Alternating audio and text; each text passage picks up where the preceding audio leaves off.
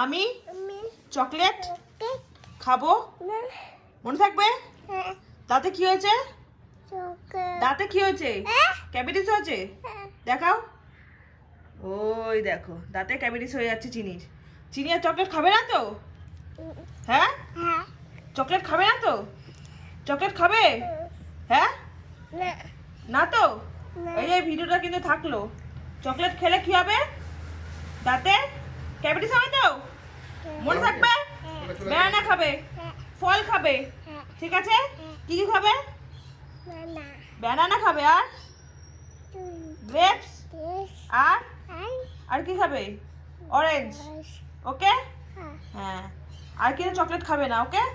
হ্যাঁ, বল, সবাইকে বলে দাও, কেউ চকলেট খাবে না, তাহলে দাঁতে ক্যাভিটিস হবে।